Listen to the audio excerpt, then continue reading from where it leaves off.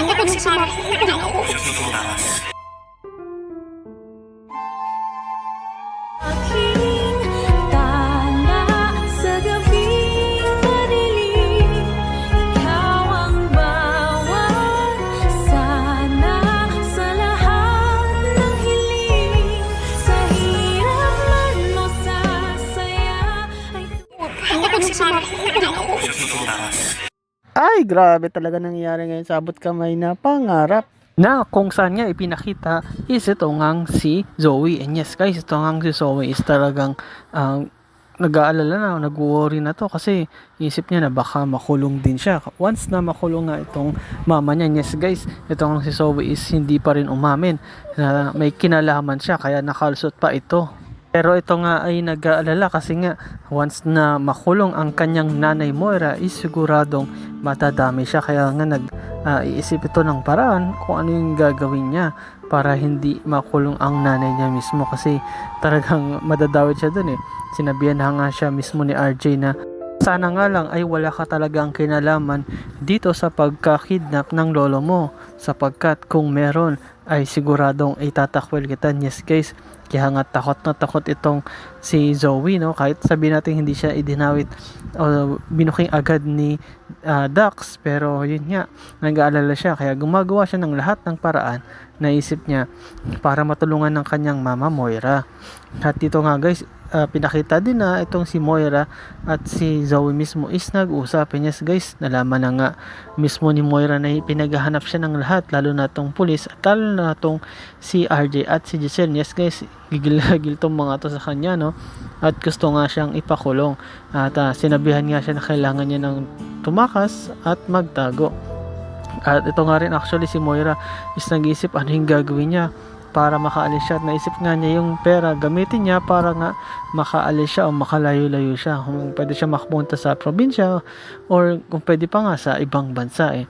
Ayun nga yung gusto niya mangyari para hindi siya mahabol, kasi once na makulong itong si Moira is siguradong wala na siyang kawala, kasi nga unbail ito eh, o sabihin na natin sa Tagalog is hindi pwedeng piyansahan kasi matinding kasalanan ito, matinding kaso ito ngang pagkikidnap. And yes guys, actually tumulong na nga rin siya sa beshi niya. Yung beshi niya tinutulungan din siya at sabi pa nga na magtago ka na Moira, ako na ang bahala sa mga gamit mo, kahit sa pera mo ako na bahala dyan, basta ang mahalaga is makaalis ka na kagad, lalo na binuking ka na ni Dax sa mga pulis, so kailangan mo nang magtago at sigurado pag nakita ka ay siguradong makukulong ka at wala ka ng takas doon. At yun nga guys, no, talagang inisip pa rin talaga, actually swerte pa rin si Moira, no? Marami pa rin tumutulong sa kanya sa kabila ng lahat ng kasamaan na kanyang ginawa, which is ang tutulungan lang naman talaga is yung magkakasabwat din. Ito nga kasama dito si Nerissa, si Zoe, kahit itong si Carlos. Yes guys, si Carlos nga din is gusto niyang tulungan na makaalis o makatakas tong si Moira. Bakit? Kasi kasabot nga rin siya, madadamay siya. Once na mahuli to si Moira, lahat sila ay siguradong idadamay nito. And then yes guys, ito nga ipinakita na itong police, no, na kung saan nagre-report dito kay Giselle at kay RJ is sinasabi na kailangan na nilang mahuli si Moira. At yun din yung iniisip actually ni Giselle. Actually meron pang ang iniisip si Giselle na kung saan iniisip nga niya na baka na kay Moira pa yung pera. Yes guys, yung 30 million na nawawala doon sa 100 million na pinansa nila, na kung saan nga ito nga si Moira is nasa kanya talaga yun. Yung ginagamit niya para mabuhay siya, babae niya sa hotel, pagkain niya, etc. etc. At yun nga yung iniisip ni Giselle na sana makuha na o mahuli na itong si Moira para makuha yung mga pera na yun, kasi sayang din yan, malaki din yun guys, 30 million, pero boss na yun kasi nga gagamitin niya ni Moira at naggamit niya na iba. At sabi din ng pulis, okay ma'am, makipagtulungan po kami sa inyo para mahanap agad yung pugante. And yes guys, talagang pugante o criminal na itong si Moira kasi meron ng mga witness na kung saan si Dax nga yung witness, at meron pang isang malaking ebidensya na nakuha dun sa cellphone ni Balahadja na sabi ng mga pulis hindi yun nakaregister, unknown number, pero nung tinype ito ni RJ is lumabas yung number ni Moira. Yes guys, sabi nga ni Giselle, sabi ko na nga ba siya talaga, ito talaga si Moira ang may kagawan. Yes guys, malaking ebidensya ito lalo na sa korte kung tatanungin. At yun nga guys, no, talagang gigil na gigil tong si Giselle. Talagang ewan ko lang kung anong gagawin ito ni Giselle pag nakita ito si Moira, baka mapatay pa niya to eh. At tong si RJ din, actually nagtitimpi lang to eh, pero gustong gusto na rin nila talagang mahuli. At sinabi mismo nila noon na talagang ipapakulong nila kung sino man, at mabubulok sa kulungan actually yung taong may gawa sa tatay nila kay Don Pepe, no, na kung saan nga maswerte itong nakalaya pa o nabuhay pa. Yun nga lang, comatose siya ngayon kasi talagang mahirap yung pinagdaanan niya, no? Matanda na, tas nahulog pa sa bangin dahil ngayon kay Zoe. Guys, si Zoe nga ang may kagagawan doon, kaya nga gumagawa siya ng paraan para hindi makulong mama niya at madamay siya. At isa sa ginawa nga niya at yung pinaka last resort nga niya, no, mapupuntahan niya is itong tatay niya. Yes guys, hindi si tatay RJ kundi itong totoo niyang tatay na si Doc Carlos. And yes guys, tumawag siya dito at nakita sila, at pag nakita niya na actually medyo nagulat nga itong si Carlos kasi umiiyak yung anak niya.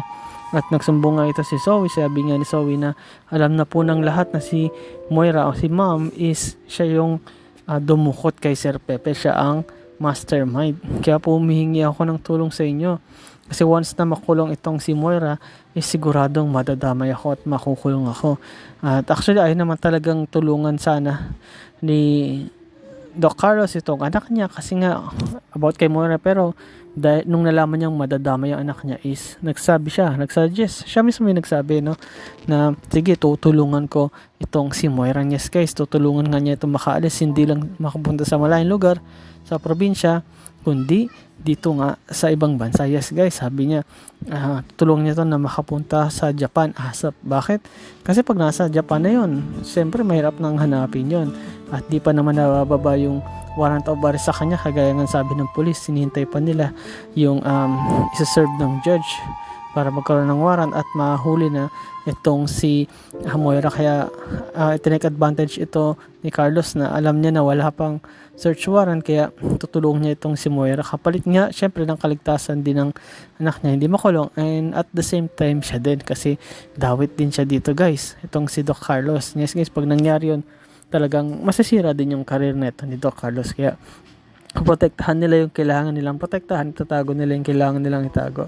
Kahit itong si Zoe ayaw niya rin makulong, at pag nalaman ng lahat na kasabot siya, sigurado kulong siya, at yung mga pangarap niya sa buhay is hindi na matutupad, at yung pagiging tanyag niya is mawawala na, kagaya nga sabi ni RJ Tanyag na itatakwil ka. Nabi mismo ni Carlos na ako na bahala sa mama mo, basta gawin mo lang yung natural mong ginagawa. Yung ginagawa mo sa hospital is dapat normal lang. Isipin mo na wala kang kasalanan o hindi ka involved doon sa nangyari. Kahit na may mga tao tumitingin sa'yo na mukhang may kinalaman ka, patuloy ka lang para hindi ka mahalata, at huwag ka rin syempre papahalata kasi ikaw din ang papahamak. And yes guys, no, ito na yung dumating na yung karma nila guys, no, ni Moira, si Zoe at ni Carlos, at mukhang ito na yata yung time na mahuhuli na tong si Moira at makukulong. Pero ang tanong dyan guys is, mahuli pa kaya ito si Moira? No? Ito kayang si Don Pepe, kaya kaya itong magigising para masabi niya na si Zoe ang tumulak sa kanya. At ano kaya ang gagawin nila Lynette, nila Annalyn, ito naman nila RJ at Giselle para nga mahuli itong si Moira at baka tuloy na itong makatakas. And yes guys, salamat sa panonood nyo sa aking channel, sa inyo pag-like, pag-comment at pag-share. At yun lang guys, ingat kayo palagi, bye bye.